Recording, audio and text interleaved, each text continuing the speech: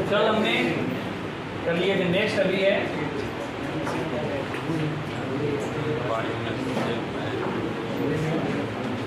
एक नंबर निम्नलिखित पहाड़ियों में से वह जो महाराष्ट्र में स्थित नहीं है। ध्यान दे लो इधर सारे। कौन सी है?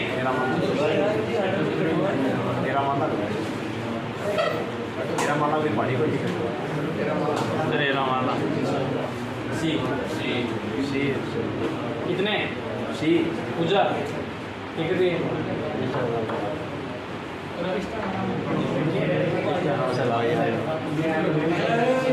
कौन सा है इसमें ऑप्शन?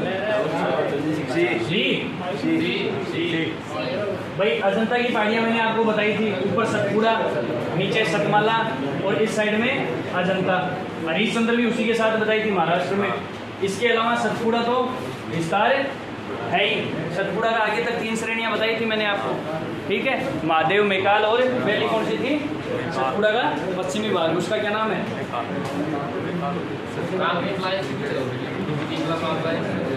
राजपीपला। राजपीपला, महादेव और तीसरे नंबर पे मेकाल। मेकाल में क्या है? मेकाल श्रेणी में महादेव की श्रेणी में सबसे ऊंची चोटी है इसकी धूपगढ़, जिसकी हाइट कितनी है? 1350। धूपगढ़ की कल पढ़ी थी हमने। और 1722 किसकी है? गुरु शिखर। तो तीनों पहाड़ियाँ कहाँ स्थित हो गई?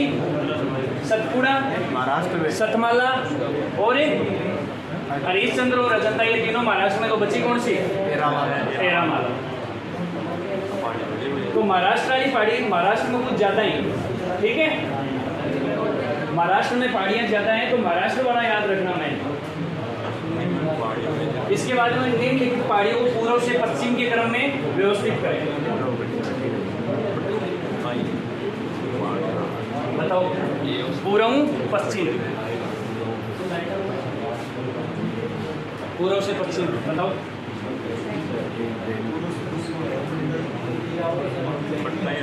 सबसे पूर्व वाला देखो पहले तो।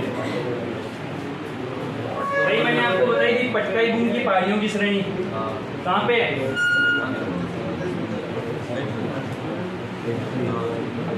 एपी का अरुणाचल। उसके बाद एक लुसाई पहाड़ियाँ कहाँ बताई थी? लुसाई या फिर मिजो पहाड़ियाँ, ठीक है। लुसाई मैंने आपको बताया था, इनको लुसाई नाम दिया गया था वहाँ की जनजाति के नाम पे, ठीक है। 3 नंबर पे मिकिर की पहाड़ियाँ असम में, और जैंतिया की पहाड़ियाँ ये भी क्या है? असम में। मेघालय, मेघालय। गारो, खासी और जैंतिया तीनों कहाँ पे हैं? मेघालय में। अब इनकी लोकेशन देखो, लोकेशन में बहुत माइनर अंतर है इनमें। सबसे पूर्व में मतलब सबसे पूर्व में 1 नंबर पर तो यह आ गई, इनको कोई डाउट नहीं होना चाहिए। इसके बाद कौन सी आएगी?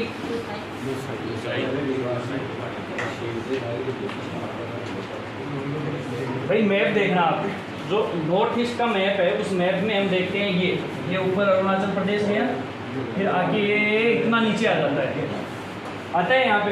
और यहाँ पे क्या है? मिजोरम। और मिजोरम में लुसाई की पहाड़ियाँ। और असम का विस्तार कहाँ से शुरू हो जाता है? यहाँ से, ये, ठीक है। तो मिकिर की पहाड़ियाँ है ना, जो मिकिर की पहाड़ियाँ हैं वो लुसाई की पहाड़ियों से भी पूर्व दिशा में पड़ती हैं, ठीक है। तो 2 नंबर पे मिकिर की पहाड़ियाँ कहाँ पे हैं? असम में। कहाँ पे हैं? असम में। 3 नंबर पे मैंने आपको बताई थी गारो, खासी, जैंतिया। गारो, खासी, जैंतिया। तो इधर सबसे लास्ट में कौन सी आ गई? जैंतिया आई ना पूर्व में। तो 3 नंबर पे कौन सी आएगी? 3 नंबर पे आएगी लुसाई, नहीं बच गई, मिजोरम रह गया ना यहाँ पे। उसके बाद आएगी कौन सी? जैंतिया। ये करा लो। कोई डाउट? 1 नंबर पे पटकाई बूंद की पहाड़ियाँ कहाँ पे हैं? पटकाई बूंद की पर्वत श्रेणी कहाँ पे? अरुणाचल प्रदेश। इसके बाद मैंने आपको बताई मिकिर की पहाड़ियाँ असम में 2 नंबर पे। 3 नंबर पे ब्लूसाई की पहाड़ियाँ कहाँ पे हैं? मिजोरम में, जहाँ पे इसको मिजो पहाड़ियाँ भी कहा जाता है। उसके बाद गारो, तो गारो और जैंत्या, तो गारो इधर पड़ेगी, खासी जैंत्या, तो जैंत्या से जैंत्या पहले आएगी, गारो बाद में आएगी। क्लियर हो गया क्रम? तो क्रम कैसे आएगा? एक नंबर पे डी, डी के बाद ए के बाद बी, बी के बाद ई के बाद सबसे लास्ट में सी, गारो। ठीक है, तो गारो खासी जैंत्या क्रम देख लो, ये गारो है यहाँ पे, और गारो के बाद खासी, और ये जैंत्या। ये तीनों कहाँ पे हैं? शिलोंग के पठारियाँ, मेघालय के पठार, मतलब मेघालय में स्थित है। और तीनों ही पहाड़ियाँ किसका हिस्सा नहीं है? हिमालय का हिस्सा नहीं है। किसका हिस्सा है? राजमहल की पहाड़ियों का विस्तार या फिर छोटा नागपुर प्लेट्यू का विस्तार है, जो कि मालदा भ्रंश से अलग ही होता है। क्लियर? कोई डाउट?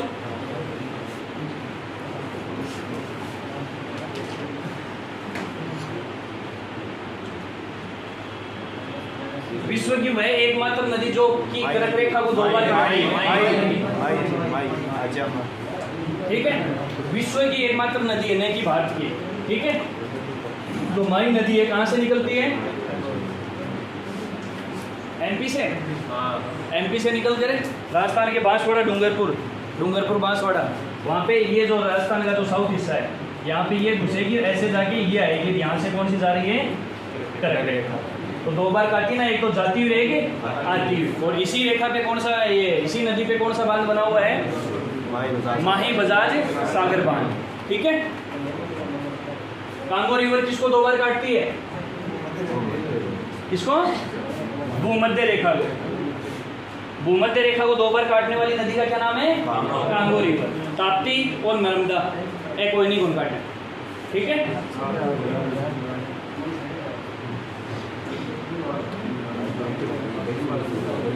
भारत की मुख्य भूमि की दक्षिणी सीमा है, कौन सी है? 8 डिग्री 4। और उत्तरी सीमा 37 है, और सबसे पूर्वी सीमा, चलो पश्चिमी पूर्वी बता दो, पश्चिमी बताओ पहले। 68 होशी, 68 7 और सबसे पूर्वी कौन सी है? मैं बार बार बोल के याद करवा दी, याद हो जानी चाहिए। भारतीय मानक समय आधारित है किस पे? 82 डिग्री पूर्वी देशांतर पे। कहाँ से गुजर रहा है ये? 82 डिग्री पूर्वी देशांतर और कर्क रेखा आपस में कहाँ पे मिलती है? एक जगह बताई थी मैंने, वहाँ पे छत्तीसगढ़ के, छत्तीसगढ़ में एक जगह काटेंगी है। इधर से आएगी कर्क रेखा, इधर से आएगी 82 डिग्री पूर्वी देशांतर मानक समय रेखा, इंडियन स्टैंडर्ड टाइम IST। किससे लिया जाता है? 82 डिग्री पूर्वी देशांतर से। अच्छा, पूर्वी हो वो, पश्चिमी हो वो? पक्का? देख लो कैसे हुआ पूर्वी। हमें पता है कि भारत की लोकेशन, ये मान लो वर्ल्ड है, भारत यहाँ पे है, तो यहाँ पे कौन सी होगी? या मान लो GMT, और यह मान लो 0 डिग्री। ठीक है, ग्रीनविच मीन टाइम। ठीक है, इसके भारत किस साइड में? पूर्वी साइड में है ना। तो मैंने आपको बताया था कि भारत की जो लोकेशन है कौन सी? उत्तरी पूर्वी गोलार्ध, नॉर्थ ईस्ट गोलार्ध। ठीक है, उत्तरी पूर्वी गोलार्ध में भारत स्थित है। कौन से में? उत्तरी पूर्वी गोलार्ध। उत्तरी कैसे हुआ? ये तो उत्तर हो गया ऊपर। ठीक है भाई, उत्तरी गोलार्ध में, और उत्तरी गोलार्ध के भी पूर्वी हिस्से में। तो उत्तरी पूर्वी गोलार्ध अगर क्वेश्चन लोकेशन का आता है तो ये देख लेना, उत्तरी पूर्वी गोलार्ध। तो कौन सी होगी? 82 डिग्री पूर्वी देशांतर रेखा। क्लियर?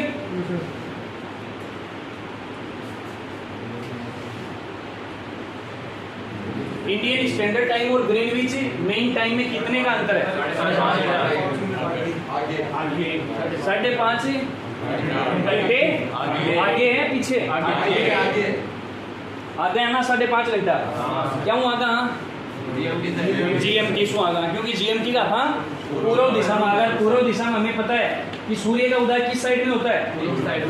पूर्व साइड में। तो हमारे पास जो सूर्य का उदय होगा वो क्या होगा? 5.5 घंटे पहले। तो हम 5.5 घंटे GMT से आगे हुए या पीछे? आगे हो गए। और जो GMT के पश्चिमी साइड में पड़ने वाले जितने भी देश हैं वो क्या होंगे? पीछे होते जाएंगे। 1 डिग्री इज इक्वल टू, मैंने आपको बताया था कितना? 4 minute. 1 degree is equal to 4 minute. कहीं होया अपन दे रहे कि 0 डिग्री GMT मान लो, GMT, और आपने रेखा खड़े हैं 82.5। Clear? 1 degree is equal to कितनी बताई मैंने आपको? 4 मिनट। 82.5 नहीं गुणा कर लो पहले तो। 82.5 गुणा 4 कितना आया? 8 चौक 32। कितनी मिनट होगी? कितना घंटा होगा? 6 पंजो 30। कितना होगा ना? 5 घंटा। तो 1 और 5 घंटा 30। आगे पॉइंट भी गुणा कर लेना। कितना होगा? 5.5 घंटा आगे। क्लियर होगा पॉइंट कि 5.5 घंटा कहीं आया? इधर नहीं हुआ? डाउट कोई है? मन बेरो है तो नहीं समझ में कोने ना तो मन बेरो पड़ा ना। आपको मैंने बताया ये GMT है 0 डिग्री, पूर्वी 0 डिग्री देशांतर रेखा। ठीक है, 0 डिग्री देशांतर रेखा को हम GMT का नाम देते हैं ग्रीनविच मीन टाइम। ठीक है, ग्रीनविच एक स्थान है कहाँ पे? ब्रिटेन में। और मैं आंसर GMT पढ़ा रहे और जब मैं बताई भी कि GMT नहीं को नाम क्यों रखा? जो ग्रीनविच एक स्थान है वहाँ पे ब्रिटेन में, उसके नाम पे रख दिया। और वहाँ पे लेबोरेटरी भी। ठीक है, रख इसलिए दिया क्योंकि उस समय में क्या होती थी? ब्रिटेन की तूती बोलती थी। भाई ग्रीनविच रेखा कोई जरूरी थोड़ी है ब्रिटेन से ही गुजर रही है, ब्रिटेन के अलावा भी कई देशों से गुजर रही है, लेकिन उनके किसी स्थान के नाम पे इसका नाम नहीं रखा। ब्रिटेन की क्या हो रही भाई? 1800 तक की होती तूती बोलती। जरा ब्रिटेन की करो आपके क्षेत्र के हिसाब हुई को नाम रख दियो। क्या रखो? GMT। ग्रीनविच ब्रिटेन में स्थित एक स्थान है। ग्रीनविच मीन टाइम, मीन का मतलब मध्य टाइम, ग्रीनविच मध्य का समय। क्लियर? अब क्या हुई? GMT वहाँ कितना डिग्री पूर्व में IST लिया होगी GMT, और यहाँ अपनी है 82 डिग्री 30। यह क्या अपनी IST इंडियन स्टैंडर्ड टाइम, भारतीय मानक समय। अब मैं थाने एक चीज बताई कि 1 डिग्री इज इक्वल टू क्या होता है? 4 मिनट। ठीक है, तो 0.82 जा रहे हैं। ठीक है, तो 82.5 में कैलकुलेटर में गुणा करो, 82.5 4 गुणा करो। भाई 82 कर लियो आप। कितने आए? 330 आ गया। अब 330 6 पंजो 30, 5 घंटा तो 1 होगा। 5 प्लस 30 मिनट, 5.5 घंटा होगा। आज चीज समझ में आ गई है? आज चीज मैं समझाना चाह रही हूँ। आवाम मत बोलियो कि 5.5 घंटा आ गए कहीं, समझ में आनी चाहिए। 5.5 घंटा आ गए हैं यहाँ कि आप 0 डिग्री 82 डिग्री के अंतराल पर आप IST मान रखे। अगर इजाई अगर कोई देश 40 डिग्री पर मान रखे तो वो कत्तो आगे मिलेगो? कत्तो आगे मिलेगो? 40 डिग्री मान रखे 4 चौक 16। ठीक है, तो 160 मिनट। 160 मिनट का कितना घंटा होगा? 2 घंटा 40 मिनट आगे मिलेगा। क्लियर? अगर कोई 0 डिग्री के इस साइड में अगर 20 डिग्री पे कोई मानक समय मान रखा है तो 6 कितना होगा? 80। तो 2 घंटा 1 घंटों 20 मिनट की 6 मिनट। समझ में आ गई इतनी चीज? क्लियर एकदम? पीछे नाट जोरू लाएगा, नाट तो ला लिया करो नाट है मतलब लाएगा, समझ में बने। अब भी कोई डाउट है कि IST और GMT इंडियन स्टैंडर्ड टाइम 5-5.5 घंटा आगे गए, कोई डाउट है कि? ठीक है, कैलकुलेशन करवाऊंगा, क्वेश्चन दूंगा तो डायरेक्ट 82 डिग्री कौन पूछूंगा? थारा याद होगी। भारत की स्थलीय सीमा की 15,200 कितनी है? 15,200 यहाँ पे एक चीज नोट कर लो भाई, भारत की जो स्थलीय सीमा है वो कितनी है? 15,200 किलोमीटर स्थलीय सीमा, समझ गा? अड़ीन गुजरात लेगी और अड़ीने कट तक है, हाँ, बंगाल की खाड़ी तक, जिनकी क्या है स्थलों से सीमा लग रही है, स्थलीय क्षेत्र से सीमा लग रही है, वो स्थलीय सीमा गिन ली। निचली अफा कौन सी गिनी?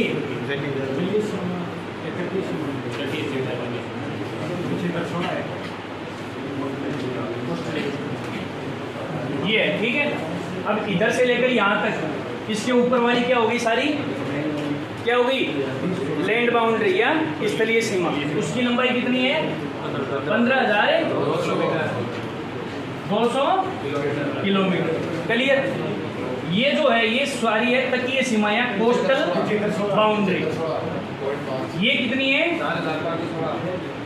6100 किलोमीटर। क्लियर? इसके बाद में मैंने आपको बताया था यहाँ पे क्या है? अंडमान निकोबार, और यहाँ पे लक्षद्वीप। इनकी भी अगर सीमा जोड़ लें तो टोटल कितनी हो जाएगी? 7,516.5। क्लियर हुई बात? टोटल कोस्टल बाउंड्री कितनी है? 7516। सिर्फ अगर स्थल मैनलैंड की जो स्थलीय जो तटीय बाउंड्री है वो कितनी है? 6100 मीटर। समझ में आ जाएगा सही? पहला ऑप्शन है स्थलीय सीमा कितनी होगी? 15,200। अगर सिर्फ या तटीय बाउंड्री देखेंगे तो कितनी हो जाएगी? 6100 किलोमीटर। और अगर टोटल मिला देना, टोटल में दो हम क्या मिलाएंगे? केंद्र शासित जो यूटीज है हमारी, लक्षद्वीप और अंडमान निकोबार, इनके द्वीप, इनके जो द्वीप है उनसे भी तो कोस्टल बाउंड्री लगती है, तो इनकी भी टोटल जोड़ देंगे तो कितनी हो जाएगी? 7516। ये दोनों क्वेश्चन आते हैं और कंफ्यूज करने के लिए, और दोनों ऑप्शन देगा 6100 और 7516। तो संपूर्ण कोस्टल बाउंड्री पूछता है ना, संपूर्ण कोस्टल बाउंड्री, तो कितनी हो जाएगी? 7516। और बिग मास सिर्फ मैनलैंड से लगी हुई बाउंड्री पूछता है तो कितनी हो जाएगी? 6100। क्लियर भाई? मैनलैंड एरिया है हमारा, मैनलैंड एरिया तो यही है ना, मुख्य भूभाग यही है। इसके अलावा जो क्या है, ये दो द्वीप है, इनकी भी सीमा जोड़ लेंगे तो 7516.5 किलोमीटर। कोई डाउट? सर भारत की जलीय रेंज सर तो ऑप्शन हो गया, दूसरा ऑप्शन होगा उसमें आपको आगे क्वेश्चन दिखाऊंगा मैं कि क्वेश्चन कैसे पूछेगा, इससे संबंधित एक क्वेश्चन डाला है। बाकी आपको इतना याद रखना चाहिए कि जब दोनों द्वीपा की सीमा मिला देना, जना कितनी होगी? 7516 होगी। बात समझ में आ जाएगी। अगर क्वेश्चन में ढंगू पढ़ोगा तो वो अपने आप समझ में आ जाएगा। वो मुख्य भूभाग से लगी हुई पूछेगा तो 6100 आएगी, बाकी संपूर्ण सीमा पूछेगा तटीय सीमा तो कितनी आएगी? 7516। और स्थलीय बाउंड्री कितनी है? 15,200 किलोमीटर। कोई डाउट?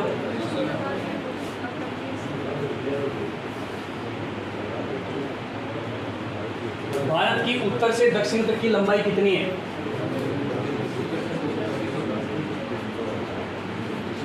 उत्तर से दक्षिण कितनी है?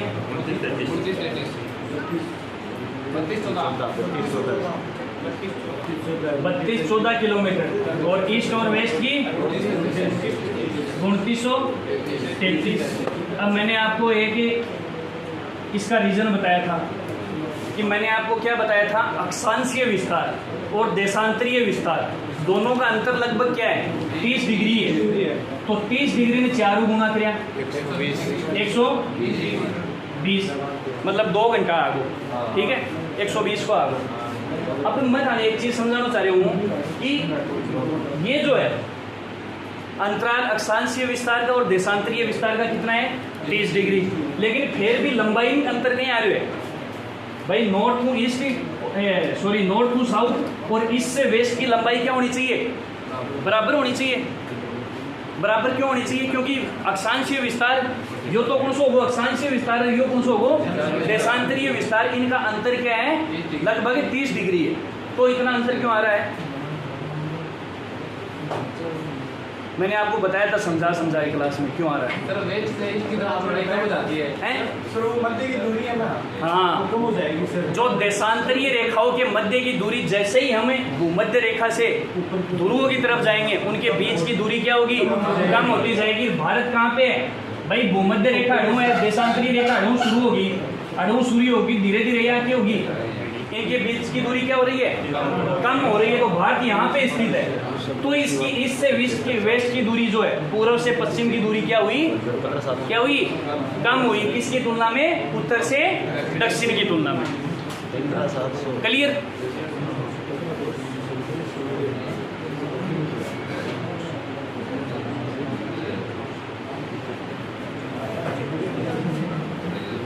भारत की तटरेखा की लंबाई इसमें बताओ। हाँ, इसमें होगा 61। और सर 54 ये आएगा क्यों सर, तो भारत की है 54-22 अभी दे रहा है क्यों सर? उसमें क्वेश्चन का लैंग्वेज चेंज करेगा। कुल तटीय रेखा की लंबाई कुल दे देगा। मी कमा द्वीप भी जुड़ जाएगा, लक्षद्वीप भी जुड़ जाएगा, और क्वेश्चन आऊगा आगे ये कमा और लैंग्वेज चेंज, तो ये कमा कौन सा हो जाएगा ऑप्शन है। सर मेन लैंड के ऊपर जो मैं 54-22। हाँ हाँ। नेक्स्ट क्वेश्चन, भारत का क्षेत्रफल विश्व के कितने प्रतिशत है, 2.4, और जनसंख्या विश्व की कितनी है अभी, 17.5 है विश्व की जनसंख्या की 17.5 कितनी है, कड़े 5 दे रखी है, कड़े 2 दे रखी है, कड़े 98 सत्तो होना चाहिए, लगभग 17 पॉइंट समथिंग, 17.5 ये लगभग आपको गूगल पे है ना 17.5 ही मिलेगा। ठीक है, कई बुक्स में क्या है 17.2 दे रखा है, लेकिन आप 17 पॉइंट याद रखना, इतना कंफ्यूज नहीं करेगा कि 2 भी दे देगा, 4 भी दे देगा, 5 भी दे देगा। ठीक है, आपने की है वर्ल्ड की कुल पॉपुलेशन में अति आपनी है, और भूमि कितनी है 2.4, तो ई का बराबर 2.4। अब देख लो अत्ता क्षेत्र का वहाँ अत्ता रहने लग रहे हैं, तो क्या है पॉपुलेशन डेंसिटी बहुत ही ज़्यादा है, वजन बड़ो ज़्यादा हो रहे हैं क्या पर है, भारत पर। ठीक है, और अब क्या होगा, हाँ अब तो वर्ल्ड में बेस्ट आ गया, 142 करोड़ की जनसंख्या हो गई। संयुक्त राष्ट्र के जनसांख्यिकी उसके जनसंख्या विभाग ने एक वो काउंटिंग करवाई है। ठीक है, ये भारत की जनगणना का ऑफिशियल डाटा नहीं है 142 करोड़, लेकिन 2023 भाई 21 में जनगणना आनी थी, 2011 में हुई थी, 11 के बाद में 21 में आनी थी, लेकिन 21 वाली को अभी रोक रखा है। रोक किस लिए रखा है, चुनाव के मद्देनजर। ठीक है, कई काम हुए तो कह रहे हैं 24% लगभग संभावना है कि रुकी रहेगी, अगर निकलेगी तो चुनाव जस्ट पहले निकलेगी। क्लियर। तो क्या होगी, संयुक्त राष्ट्र ने जो जनगणना करवाई है विश्व में, हम क्या है 1 नंबर पे आ गए अप्रैल 2023 के बाद से। ठीक है, और हमारी जनसंख्या कितनी हो गई 142.8 है, और 2011 की जनगणना के अनुसार कितनी है 121, और 2 नंबर पे सरकार दिया हमने किसको, चाइना को। अब ये खुशी की बात है या दुख की बात है, ये तो हैं पहले नंबर पर। हाँ, ठीक है, क्या मैं चलो क्या हम तो यार पहला नंबर पर है, लेकिन ये एक्चुअली क्या है, अगर इकोनॉमिकली देखा जाए, संसाधनों की दृष्टि से देखा जाए तो क्या है, दुख की बात है, बहुत ज़्यादा दुख की बात है। ठीक है, लेकिन कुछ लोग जहाँ एजुकेशन है ना भाई, आजकल पे देखो पढ़ेड़ा लिखेड़ा लोग है, एक टापर पैदा करके बोलो बस बहुत है, बोलो ये एक ना पढ़ा लेगा लिखा लेगा ना कोई बहुत है। ठीक है, स्कूलों को खर्चो देखो आजकल लाख रुपया फीस है।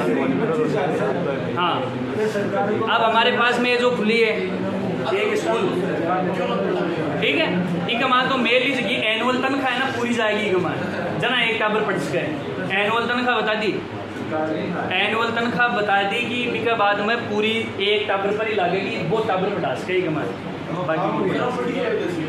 ठीक है, तो सर तो अब आप गवर्नमेंट जॉब में हो ना, हाँ, थोड़ा बहुत डिस्काउंट मिलता होगा ना आपको। कतो मिले को डिस्काउंट है, कतो दे देंगे 10,000 दे देंगे 5,000 दे देंगे, लेकिन भाई बात है बाकी क्या कह एक देसी का होता है बोलो बिन क्या को बोझे बोले हाँ ठीक है। तो बताऊं कि ये फर्क पड़ा है भाई, जड़े 6 लाख 7 लाख रुपया फीस है या 10,000 को डिस्काउंट भी दे दियो तो क्या फर्क पड़े हैं, कुछ ही कौन फर्क पड़े हो ना। हाँ अगर 50% का डिस्काउंट हो तब तो हो भी, लेकिन अच्छी चीज़ भी है, जिसके पास अच्छे पैसे हैं उसके लिए अच्छा भी है, क्योंकि फैसिलिटी भी तो बहुत ज़्यादा उच्च दर्जे की है ना। अपने एरिया का माँ ई लेवल की स्कूल खोलना भी एक बहुत बड़ी बात है, ठीक है। बाईपास पर खुली है ना, DGS है क्या?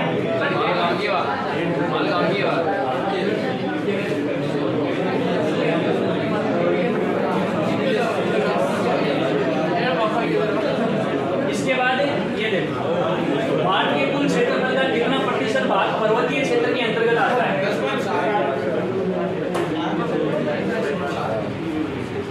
ये नहीं चीज पढ़ लेना, मध्य समुद्र तल से कम 2135 मीटर की हाइट वाला ऊपर भाग पूछ रहा है। हाँ कहती है बोलो कर दूँ लोग 1 नंबर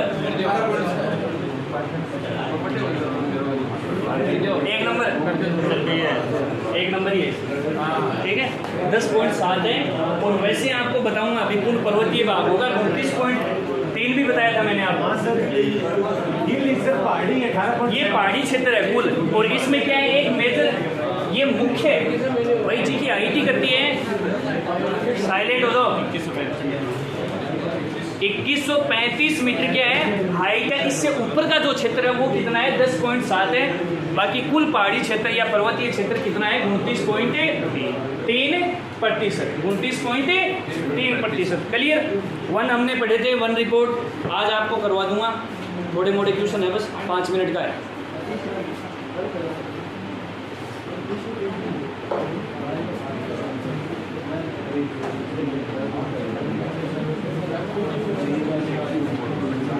संपूर्ण भारत के कितने प्रतिशत भूभाग पर पर्वत और पहाड़ियों का विस्तार पाया जाता है। यहाँ पे क्या होगा 29.3%। क्वेश्चन की लैंग्वेज में अंतर पता लग गया? लग गया? इधर बोलना क्यों क्वेश्चन दोबारा देखो। भारत के कुल क्षेत्रफल का कितना प्रतिशत भाग पर्वतीय क्षेत्र, ये देखो यहाँ पे 2135 मीटर या अधिक ऊंचाई वाला क्षेत्र पूछा है। 2135 भाई पहाड़ी में क्या बताइए सर, पहाड़ी 2135 मीटर की थोड़ी 1752 की आपने गुरु सीकर रही तो इकमा जो भारत का जो राजस्थान और अरावली क्षेत्र वो तो जोड़ो ही को नहीं है।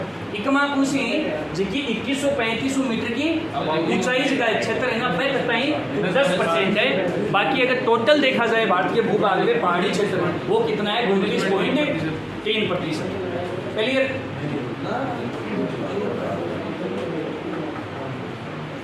अब देखो ये क्वेश्चन, संपूर्ण भारत के कितने प्रतिशत भूभाग पर पर्वत और पहाड़ियों का विस्तार है। इकमा कोई कंडीशन कौन लगाई वो इन किया जाए वो 29.3%। हाँ ये मोटा मोटी याद होना चाहिए, कोई नहीं पूछेगा इतना, मोटा मोटी याद होना चाहिए, ठीक है। भारत की प्रादेशिक जल सीमा समुद्र तल से कितने समुद्री मील की दूरी तक है, ये क्वेश्चन बताओ। प्रादेशिक पूछी हो सर। अब प्रादेशिक मैं ही बताऊंगा, पहले दिन था समझाइए। 12 नॉटिकल माइल है, 24 नॉटिकल माइल है, 200 नॉटिकल माइल, और यहाँ पे मैंने आपको बताई थी बेस लाइन। सर समवर्ती बोलबा में तुमसे है यार, समवर्ती सलाह और एक अन्य है 3 नाम तुमसे बेस लाइन 200 मीटर, समवर्ती 12 किलोमीटर क्या है 12 टेरिटोरियल वाटर बाउंड्री, ये बताई थी मैंने आपको, अभी बता देता हूँ। कोई पता है कि कौन सा होगा एक ऑप्शन बताओ पहले तो। सी लॉक कर दें, सी क्या करते हैं, सी तो बड़े ऑप्शन ही को नहीं है। सीमावर्ती संलग्न क्षेत्र है, 1 नंबर पर कौन सा है, बस वही है। बेसिक जल सीमा सीमावर्ती बाई है जो कि मैन सीमा है ना अपनी 12 नॉटिकल माइल तक ही है। बस थोड़ी लैंग्वेज चेंज करिए। जो सीमावर्ती मैंने आपको बताया था 12 नॉटिकल माइल तक वही है। अब इस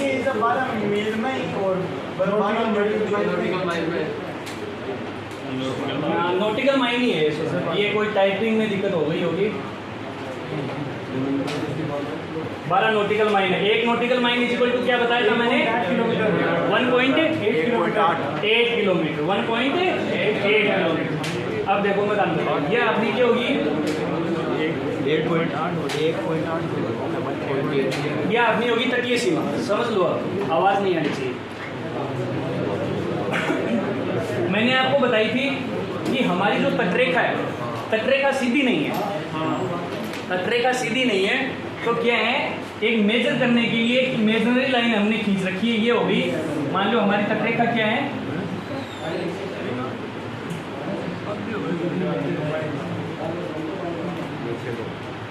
इस प्रकार है ना भाई, सीधी थोड़ी है। तो हमने एक बेस लाइन खींची है,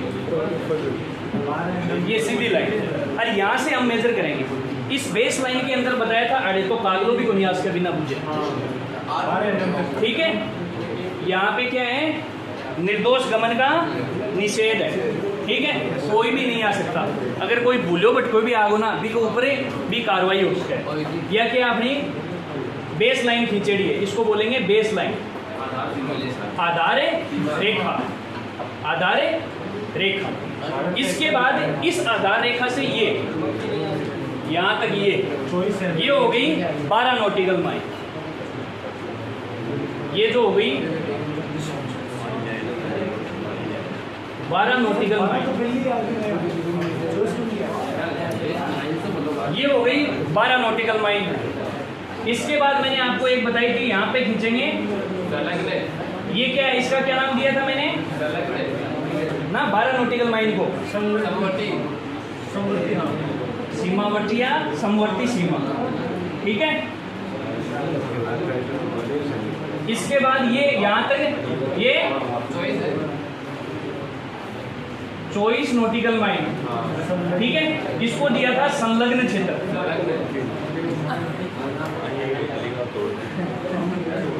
इसके बाद मैंने आपको बताया था यहाँ पे आई 200 नॉटिकल माइल। ये है ना, ये है EEZ,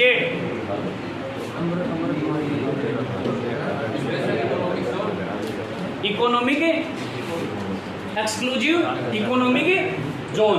ठीक है, मुख्य आर्थिक क्षेत्र। कुल मिला के मैंने आपको एक बताई थी। इसके बाद में ये है पार क्षेत्र या पार सीमा। ठीक है, कुल मिला के मैंने आपको एक बात बताई थी कि हमारी जो तटरेखा है वहाँ से 12 नॉटिकल माइल तक की हमारी क्या मानते हैं, हमें सीमा रेखा मानते हैं। ठीक है, मुख्य सीमा आपनों जो तटीय इलाकों है ब्यूँ 12 नॉटिकल माइल तक है। बड़े अफान निर्दोष गमन और सब कुछ प्रतिबंधित है। ठीक है, इसके बाद में इस क्षेत्र का मायना आपका क्या कर 24 नॉटिकल माइल तक।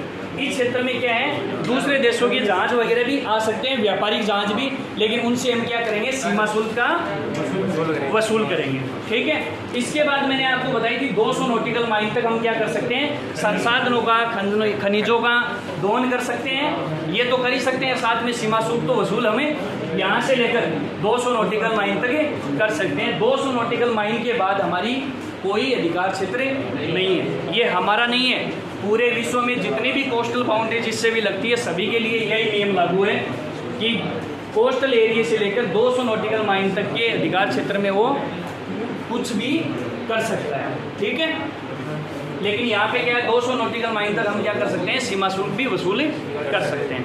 तो सीमा, मेन सीमा कौन सी होगी अपनी, बड़े गोली मारने वाली सी जड़े कोस्टल जो को इंडियन कोस्ट गार्ड इसी क्षेत्र में सिक्योरिटी करती है। मैंने आपको बताई थी IST इसी क्षेत्र में 12 नॉटिकल माइल तक की रेखा की सिक्योरिटी करती है। इस क्षेत्र में कोई भी आ न जाए, कोई मछुआरे भी आ जाते हैं ना, वो भी प्रतिबंधित है, नहीं आ सकते। क्लियर इतना?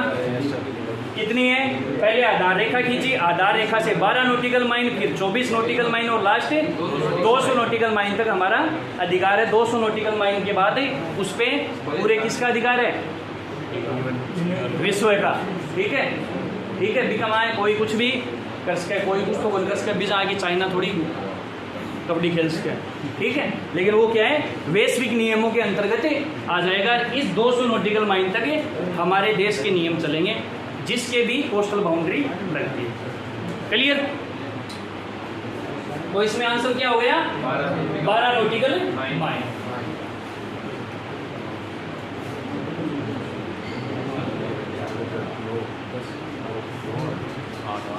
भारत में कितने राज्य समुद्र तटरेखा में है? कितने हैं? 9 है। 9 कौन कौन से हैं, नाम बताओ। गुजरात, महाराष्ट्र, गोवा। सबसे पहले गुजरात, नीचे महाराष्ट्र, यहाँ पे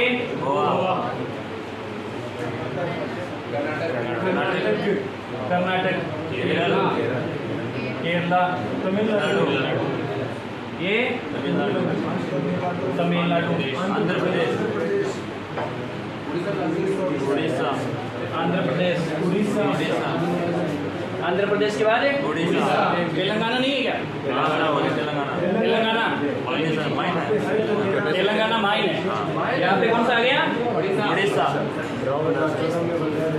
पश्चिम बंगाल, उड़ीसा। यहाँ पे बंगाल, वेस्ट बंगाल। कितना होगा? 1 2 3 4 5 6 7 8 9। ठीक है, तो कितने हुए इसमें आंसर? भारत में कितने राज्य समुद्र तटरेखा से लगते हैं? 9 राज्य।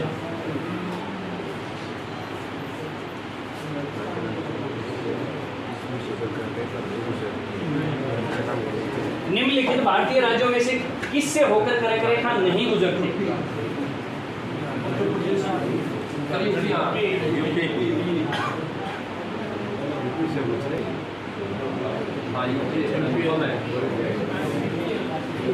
कितना गुजरे टोटल है?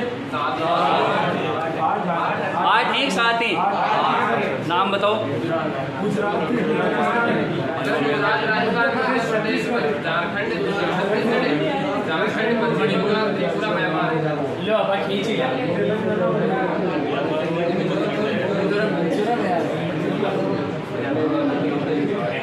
ये ओडिशा को राजस्थान हटू जाएगी। गुजरात, तो वो गुजरात के बाद में राजस्थान, राजस्थान के बाद में एमपी, एमपी के बाद में छत्तीसगढ़, छत्तीसगढ़ के बाद में झारखंड, झारखंड के बाद में वेस्ट बंगाल, वेस्ट बंगाल के बाद में त्रिपुरा और मिजोरम। कितना होगा? हिलिए के गुजरात, राजस्थान, एमपी, छत्तीसगढ़, झारखंड, वेस्ट बंगाल, त्रिपुरा, मिजोरम।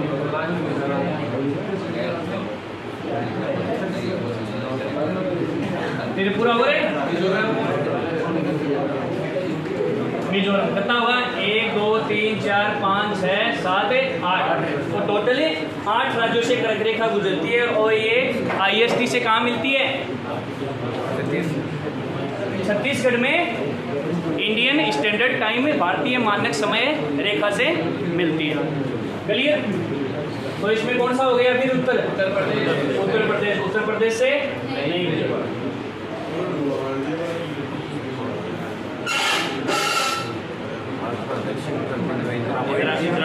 दक्षिणतम बिंदु इंदिरा पॉइंट है या इंदिरा कोल है? और इंदिरा कोल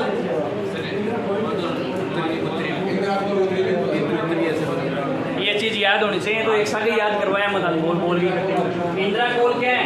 सबसे नॉर्थ पॉइंट ऊपर, और इंदिरा पॉइंट है नहीं, इंदिरा कोल क्या है? सबसे नॉर्थ पॉइंट, और इंदिरा पॉइंट है सबसे साउथ पॉइंट निकोबार में। अंडमान से नीचे है निकोबार। क्लियर?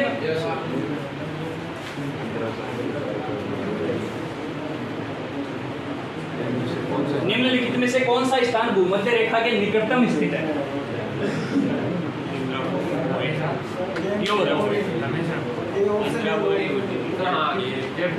भूमध्य रेखा के सबसे नजदीक स्थित स्थान कौन सा है? तो नीचे पूछ रहे क्या है? Indira point sir, Indira point sir, निचला तो नहीं उसके इंदिरा पॉइंट, इंदिरा पॉइंट ही है सर, इंदिरा पॉइंट सी लोग सी लोग करते सर, केप कैमोरिन कहाँ पे है? सर सी ऑप्शन है। और ये रामेश्वरम है। रामेश्वरम कौन सुनेगी? श्रीलंका और इंडिया की जो सीमा लगती है वहाँ पे है रामेश्वरम। तो और तो क्या हो गया? और भी आगे होगा क्यों है ही को नहीं। और इंदिरा कोल हो ही कौन सके? इसमें क्वेश्चन दोबारा पढ़ो। निम्नलिखित में से कौन सा स्थान भूमध्य रेखा के सबसे निकट है? भूमध्य रेखा को मतलब है इधर से भूमध्य रेखा 0 डिग्री इक्वेटर। अब मैं तन बताइए कि 0 डिग्री हूँ चलना जना अपनो विस्तार आगे करूँ शुरू हो जाए 8 डिग्री 4 तो क्या है विस्तार शुरू हुआ। मुख्य भूभाग को विस्तार शुरू हुआ है आगे तक किए हैं अपना। अंडमान निकोबार भी तो ही है। तो अंडमान निकोबार का सबसे साउथ पॉइंट कौन सा है? मैंने निकोबार भी बताया था आपको, इंदिरा पॉइंट। तो इन ये जो चारों ऑप्शन है इनमें सबसे नजदीक पॉइंट भूमध्य रेखा के कौन सा हो गया? इंदिरा पॉइंट। इंदिरा कोल हो नहीं सकता, रामेश्वरम में बीच में आ गया, फिर श्रीलंका और भारत की सीमा के बीच में आ गया। ठीक है, तो कौन सा हो गया सबसे नजदीक है? इंदिरा पॉइंट।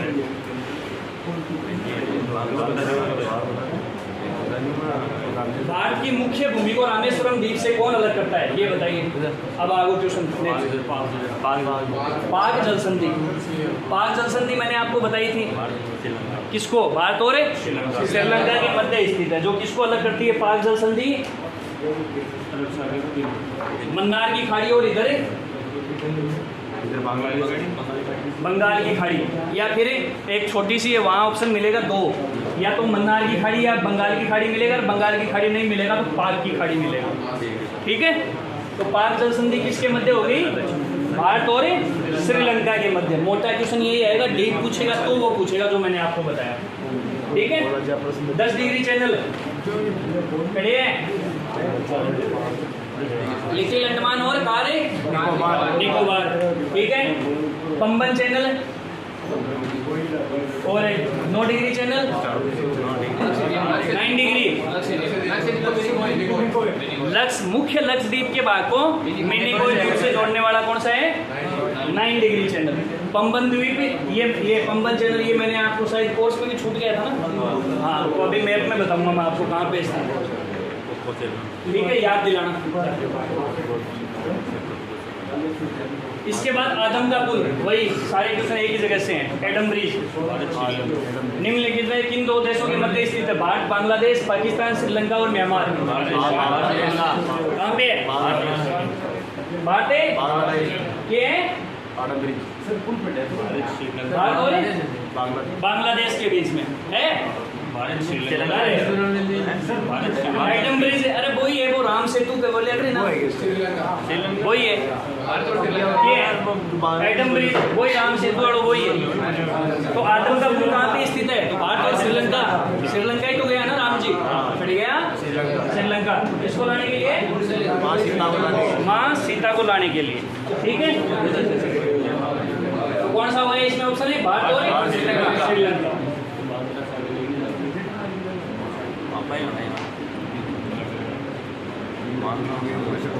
निम्नलिखित द्वीपों के युग्म में से कौन सा एक है? 10 अंश जलमार्ग द्वारा आपस में पृथक किया जाता है। 10 अंश जलमार्ग वही चीज है, इंडिका वर्ड है। तो आप जब भी एग्जाम देते हो ना, एक चीज ध्यान में रखना, अगर आपको हिंदी में समझ में नहीं आ रहा ना, हिंदी में कुछ ऐसा शब्द हुए कि बस समझ में आवेगी को नहीं। ठीक है, हर एग्जाम में तो आप क्या करना, इंग्लिश वाला क्वेश्चन पढ़ लेना। अब इंग्लिश में इसमें क्या लिखा होगा? 10 डिग्री चैनल बस। ठीक है, और एक मान के लिखे है 10 अंश जलमार्ग के कठमू ले आएंगे। ठीक है, तो 10 डिग्री के अंडमान और निकोबार और सुमात्रा के बीच में क्या है? ग्रेट। भाई इन दोनों के बीच में कौन सा हो गया? 10 डिग्री चैनल। 10 डिग्री चैनल को मतलब समझ में आ गया ना, 10 डिग्री अक्षांशीय रेखा गुजरा के बीच में। ठीक है, अभी का नाम 10 डिग्री चैनल है।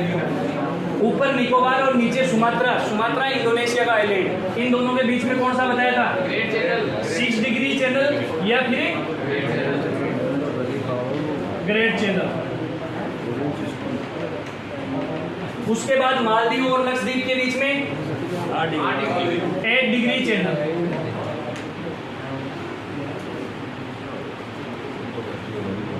इसके बाद सुमात्रा और जावा, इसमें इसको पढ़ने की हमें ज़रूरत नहीं है, यहाँ तक नहीं आएगा, वर्ल्ड जियोग्राफी में आता है। ठीक है। इसके बाद 9 डिग्री कौन सा आ गया था?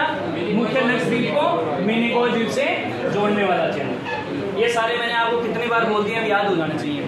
एक मैंने आपको बताया था कोको चैनल। कोको चैनल ऊपर के म्यांमार के कोको द्वीप और नीचे अंडमान के अंडमान द्वीप को जोड़ने वाला क्या कहलाता है? Cocoa channel.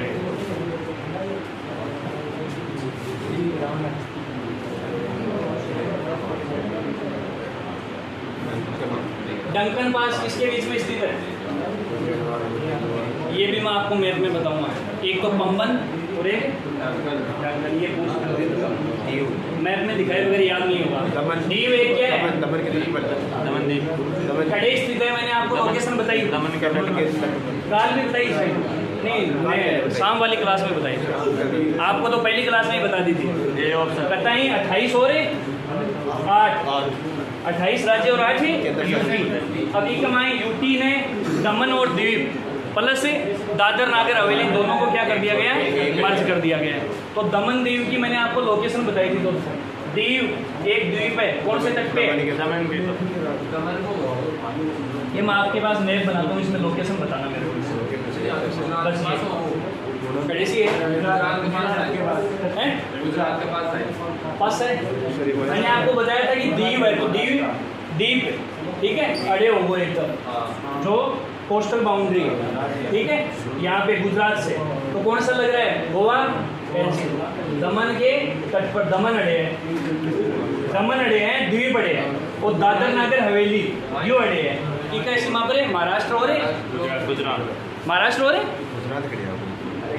कर्नाटक है, महाराष्ट्र हो रहे, कर्नाटक की सीमा के बीच में दादर नागर हवेली है, और ये दमन है और ये दीव। दमन क्या पड़ जाता है? थोड़ा मेनलैंड हिस्से में, मतलब थोड़ा माई की साइड में। दीव क्या है? बाहरली साइड में, समुद्री क्षेत्र में। कर्नाटक तो नीचे है, नीचे मान लो।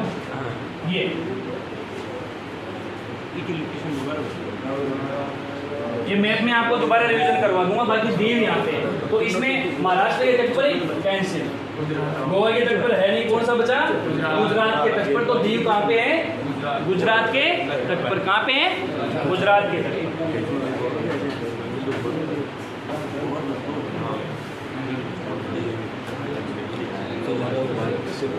श्रीलंका को भारत से पृथक करती है बाघ संधि। भारत में निम्नलिखित में से किन राज्य की तटरेखा सबसे लंबी है? ये बताओ। हाँ बताइए, बार बार बोलिए, याद ही होगी। गुजरात के सबसे ज्यादा लंबी तटरेखा गुजरात। अब कहीं होगी गुजरात की, यो देखो, यो कतो घूम रहे, यो है ना, यो या रेखा बता दी की लंबाई। तो गुजरात की तटरेखा की लंबाई यहाँ पे कौन सा है? कच्छ की खाड़ी, और यहाँ पे खंबात की खाड़ी।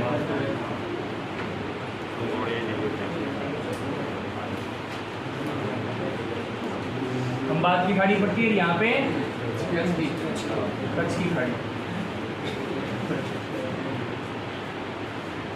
ठीक है, तो ये जो घुमाव है ना, ये क्या कर दिया? गुजरात की तटरेखा को लंबी कर रहा है। इस कारण से गुजरात की तटरेखा लंबी है, ये याद रख लेना। रखने वाली चीज़ को नहीं है। सबसे ज़्यादा सीमा की घूम रही है गुजरात की घूम रही है।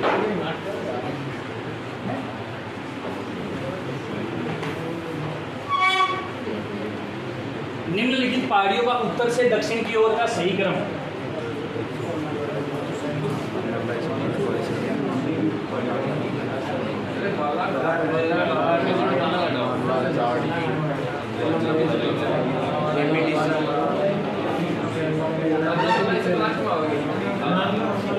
अन्नामलाई लास्ट में होगी। 4 नंबर लोग कर दें।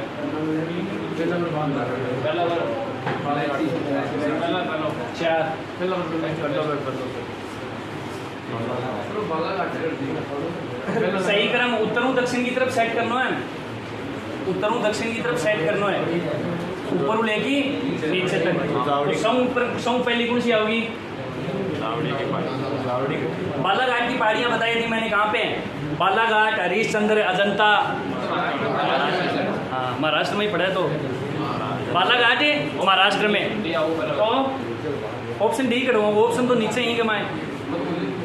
आज चाराम ने उत्तरू लेगी दक्षिण के क्रम में सेट करनी है।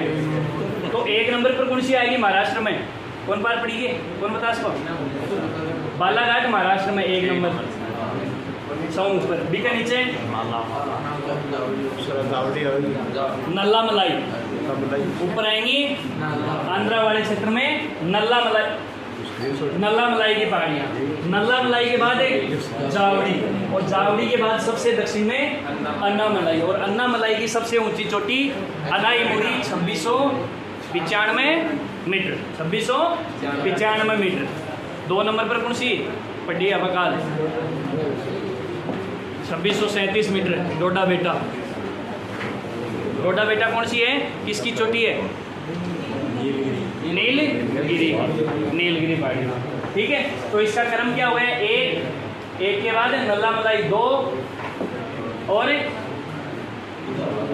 3, नहीं सॉरी 2 3 और 4। क्लियर? बालाघाट कहाँ पे? महाराष्ट्र में हो गई। उसके बाद नल्ला मलाई, और इसके बाद जावड़ी की पहाड़ियाँ, और सबसे नीचे अन्नामलाई की पहाड़ियाँ। ठीक है, तो इसमें जो मैंने आपको बता रहा हूँ बार बार, पहाड़ियों का मैप ले आओ। पहाड़ियाँ इतनी पहाड़ियाँ हैं, क्रम याद रखो, इनका क्रम ही पूछता है। आजकल भाई क्वेश्चन कोई कौन पूछे कि यह पहाड़ी कड़ेसी है, सके याद है? अब अन्नामलाई की पहाड़ी पूछ लो, कड़े अन्नामलाई की पहाड़ी तमिलनाडु में मुख्य रूप से। तमिलनाडु 2 नंबर की आंध्र प्रदेश में की नल्ला मलाई ऊपर पड़ेगी, अभी दिखाऊंगा आपको जूम करके। आंध्र प्रदेश के और नीचे कुछ ही क्षेत्र इसका वहाँ से कर्नाटक पे ही जाता है, और इधर भी आता है।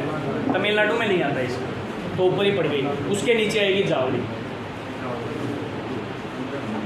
हम बार बार कह रहे हूँ मैप ले आओ, लेकिन मैप में निम्नलिखित पहाड़ियों में से वो पहाड़ी जो असम में स्थित नहीं है, असम में स्थित नहीं है।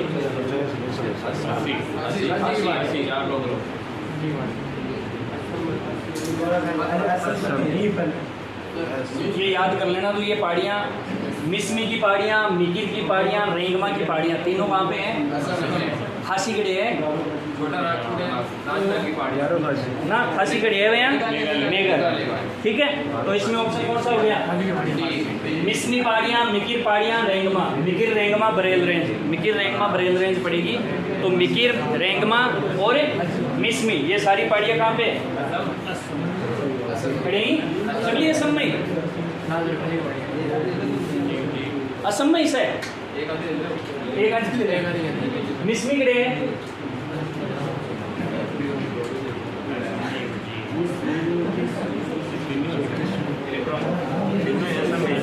अब कन्फ्यूजन करा लो, लेकिन और जब मैं भूल जाओ।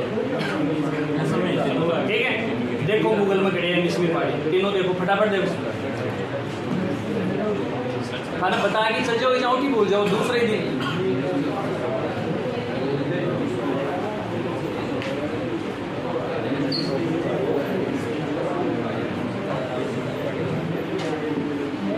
देखिए अरुणाचल प्रदेश में मिलेगी, और मिकिर कड़े मिलेंगी।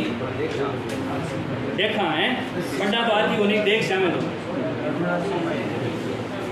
असम में मिलेगी।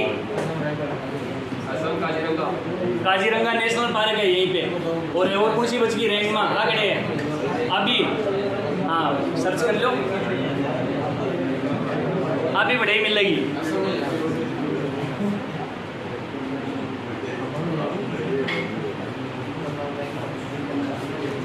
या देखो मत अंजना, मैप बताऊं बार बार। ये जो ऊपर है ना, यहाँ पे जो नदी का प्रवेश हो रहा है, कौन सी? ब्रह्मपुत्र नदी का प्रवेश होगा। ये यहाँ पे कौन सी है? मिसमी की पहाड़ियाँ सबसे ऊपर। इसके बाद में मैं कौन सी बताई?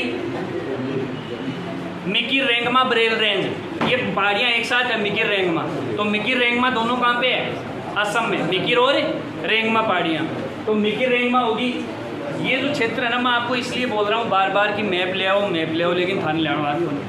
आज सबका है ना ऑक्सफोर्ड का, जिससे अगर यहाँ पे मिल जाता है तो ठीक है, नहीं तो ऑनलाइन बुक करके मंगवा लेना।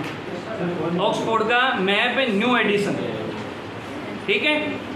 ये देखो यहाँ पे, इसमें सारी पहाड़ियाँ हैं, ऊपर मिसमी की पहाड़ियाँ, ठीक है, अबीर की पहाड़ियाँ, मीरी की पहाड़ियाँ, दाखला पहाड़ियाँ, ये सारी याद करनी, इससे नोट्स हम कौन लिखाई जाए। इसलिए बोलूँगी मैप ले आओ, मैप कमाएं। लगभग पहाड़ी होंगी, केवरो कुर्सिया को करम बूझ ले पूर्व पश्चिम, ठीक है। ये मैप नहीं है तो क्यों वही ऑप्शन है। ऑप्शन तो पहली बेरो था, खासी ऑप्शन ही गलत है, वो आसान दे दियो तो वो थे परीक्षा में पर्सन आ जाए ना तो कसको, लेकिन अपन पतो भी तो होना चाहिए ना। इजा खासी नहीं देगी और दे दे वो जना,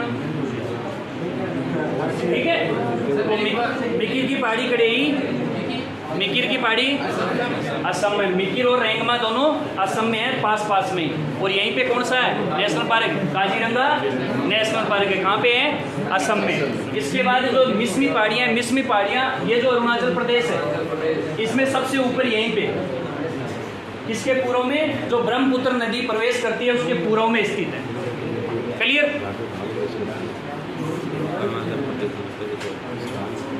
राजमहल की पहाड़ियाँ स्थित है, बताओ फटाफट।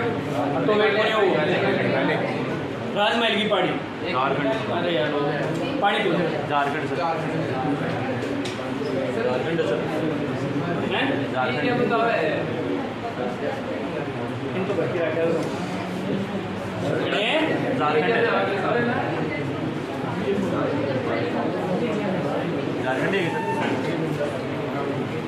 बताओ कड़े झारखंड। भाई मेघालय में कठों होगी, मेघालय में तो मत आना है। या बताइए कि जो राजमहल की पहाड़ियाँ हैं, यह भी छोटा नागपुर प्लेटिंग और उसका विस्तार है, कहाँ तक जा रहा है, मेघालय तक जा रहा है। और किससे अलग हो रहा है, मालदा ब्रंश से।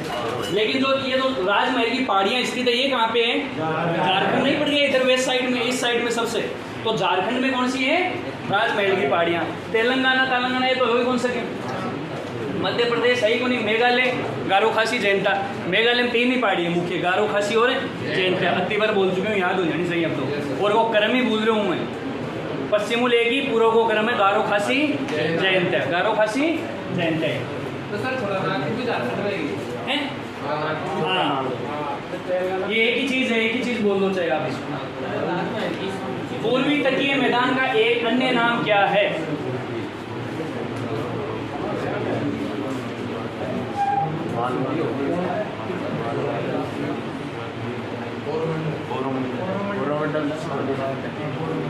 ये लोग करा जी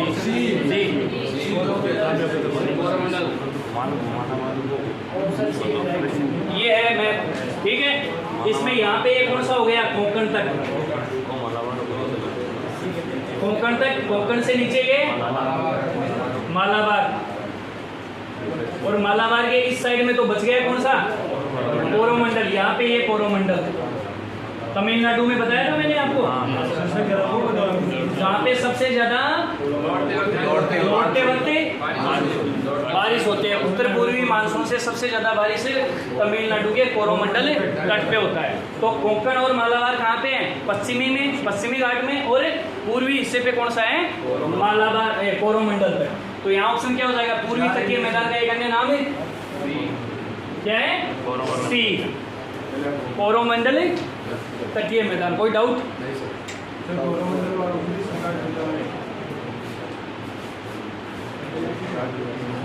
भारत के भौगोलिक मानचित्र कौन तैयार करता है,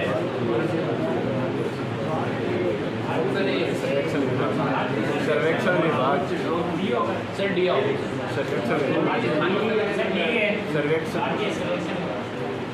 भारत के भौगोलिक मानचित्र कौन तैयार करता है, बताओ।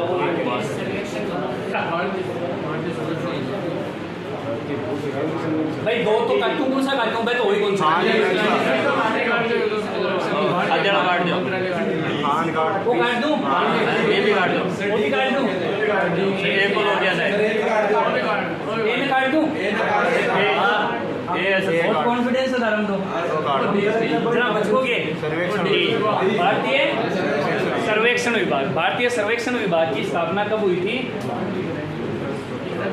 बहुत पुरानो है, अंग्रेजा के टाइम पर ही स्थापना होगी कि 1767 में इसकी स्थापना हुई थी। किसकी? भारतीय सर्वेक्षण विभाग की। अब इसमें देखो मेन चीज क्या है, इसका कार्य क्या है? भारतीय जो सर्वेक्षण विभाग है भाई, और को कार्य तो अपन बेरो ही है, ये चारों चीजें नोट करना है। भारतीय भूवैज्ञानिक सर्वेक्षण, भूमि विज्ञान, तो ये क्या है? मानचित्र तो तैयार करेगा नहीं, जो भूमि है भूमि विज्ञान से संबंधित कार्य कौन करेगा? भारतीय भूवैज्ञानिक सर्वेक्षण विभाग। इसकी स्थापना 1836, ठीक है। इसके बाद भारतीय खान मंत्रालय, तो खान मंत्रालय में तो कोई काम भी बनेगा तो खान खनिजों संबंधित है, ठीक है, तो यो खान खनिज और खनन से संबंधित है। इसके बाद रक्षा मंत्रालय, तो रक्षा मंत्रालय को काम किया है आर्मी, नेवी, एयरफोर्स, ठीक है। इसके बाद बचा भारतीय सर्वेक्षण विभाग। भारतीय सर्वेक्षण विभाग की स्थापना होती है 1767 में, अंग्रेजी हुकूमत के टाइम पे इसकी स्थापना हो जाती है। इसका कार्य है मानचित्र तैयार करना भारत का। किसका तैयार करना? भारत का तैयार करना, अदर जो सीमाएं लग रही है अन्य देशों की, उसके रेस्पेक्ट में, ठीक है। अगर कुछ उसमें संशोधन होता है, ठीक है, युद्ध के टाइम पर अगर आप के ले लेना पीओके और ले लेना जना के करे वो भारतीय सर्वेक्षण विभाग जाएगा भाग्या, ठीक है, कट जाएगा पीओके में कि के कर दियो मैप ने अटक दियो। मैप तो हमारा एक्चुअली क्या है? पीओके में है। अभी मैप तो क्या है? पीओके वाले हिस्सा जो ऊपर मैं आपको बता रहा हूँ वो हमारे मैप में है, जो इंडिया का मैप हम दर्शाते हैं उसमें पीओके हमारा हिस्सा है, अभिन्न अंग है, ठीक है। मान लो कि और भी फागड़दी करके आप और कोई एरियो ले लिया जना भारतीय सर्वेक्षण विभाग भी ने अपडेट करे वो और भी नक्शा ने सरकार दे वो। अब तो लेने की संभावना ही ज़्यादा है, देने की तो है ही को नहीं है।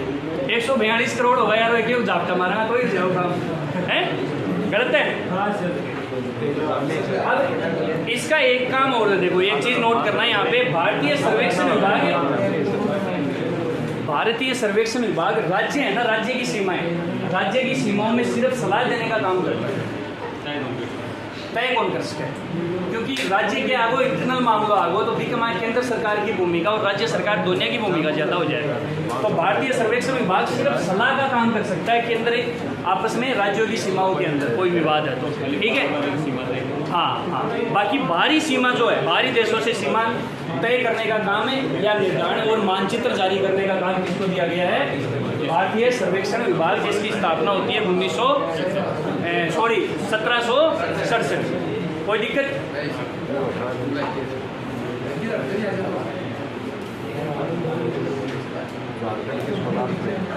झारखंड किस गोलार्ध में स्थित है? पूर्व में, पश्चिम में, उत्तर में? कोई नहीं हुआ आवाज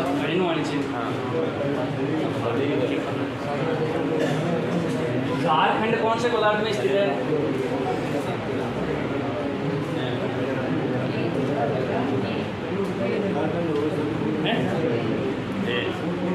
पूर्वी।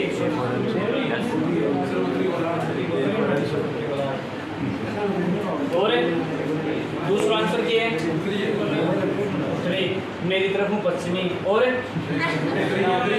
एक और लगा दूँ?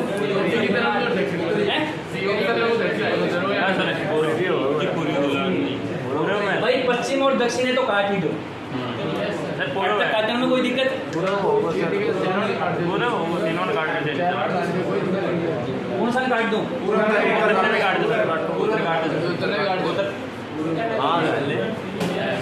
लोकेशन पता है ना?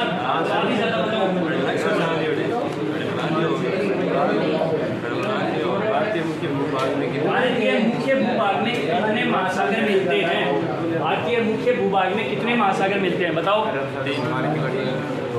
भारतीय मुख्य भागियों को दो।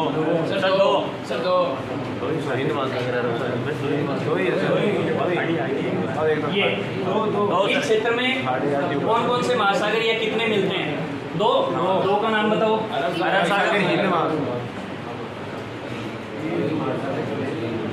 अरब सागर और हिंद महासागर। गाँव का आगे पटना में बताते सर हिंद महासागर और प्रशांत महासागर हैं। हिंद महासागर, अरब सागर और एक और लिख दूं, बंगाल की खाड़ी और लिख दूं, 3 कर दिया।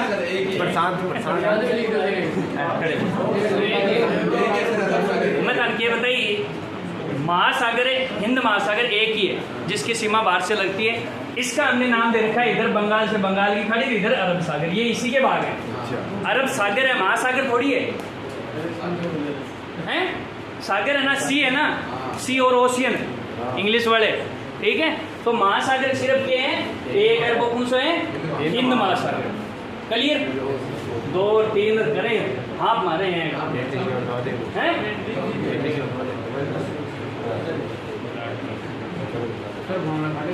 निम्नलिखित में से कौन सा एक भारत का परवाल द्वीप समूह है? परवाल समझ गए? हाँ, वेरी गुड। या एक लड़की तो पढ़ जाएगा,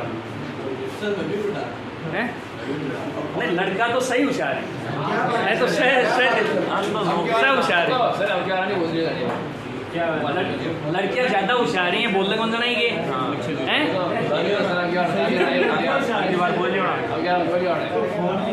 हाँ, मत बोलिए तो देख लो, कंपटीशन हो रहा है, देख लो। परवाल समझ गए? कोरल लिप्स या कोरल लिप्स मैंने आपको बताई थी, और कोरल लिप्स में एक चीज और बताई थी, कोरल लिप्स मरते हैं उसको क्या कहते हैं? कोरल ब्लीचिंग बताया था कि हो जाए बाबू, कलर की हो जाएगा, व्हाइट कलर हो जाएगा उनका, मृत हो जाना क्या कहते हैं? कोरल ब्लीच है। तो कोरल जो है, जो कोरल रीफ्स है वो क्या है? जो ओशियन है, जो महासागर में बायोडाइवर्सिटी है, महासागरों की जैव विविधता को बनाए रखने में या जैव विविधता के लिए सबसे इम्पोर्टेंट, वेरी वेरी इंपॉर्टेंट क्या है? Coral reefs. कोरल रीफ्स को बचाने के लिए बहुत ज़्यादा अंतर्राष्ट्रीय स्तर पर प्रयास किए जा रहे हैं। विश्व का सबसे बड़ा कोरल रीफ क्षेत्र कौन सा है?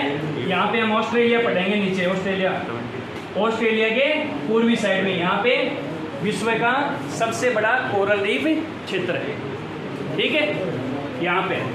तो मैंने आपको बताया था कि 2 द्वीप हैं हमारे, एक तो यहाँ पे लक्षद्वीप और एक यहाँ पे अंडमान निकोबार। तो अंडमान निकोबार को क्या है?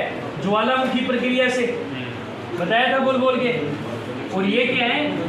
परवाल भित्ति या परवालों से इसका निर्माण हुआ है। कौन से का? लक्षद्वीप। क्लियर? तो इसमें ऑप्शन क्या हो गया? Andaman Nicobar cancel, Coco cancel, बताया कौन सा? लक्षद्वीप। तो डी ऑप्शन करेक्ट। क्लियर हो गया?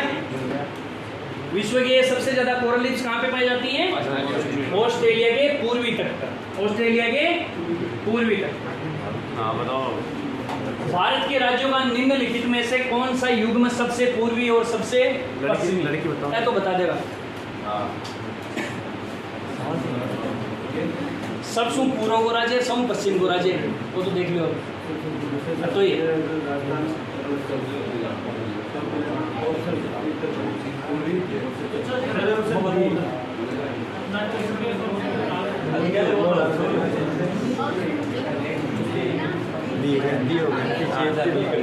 डी बताओ सर। तो बी बता रहे सर। डी आओ बोला जाता डी आओ सर। हम कुछ गुण हैं? तो बी बताओ। बी बताओ, कोई ये बता रहे हो? हैं? बी आएगा इसमें, बी आएगा। बाहर से ठहरा होगा। मैंने आपको सबसे पूर्वी स्थान क्या बताया था? गुजरात में। गुजरात ये बताया वो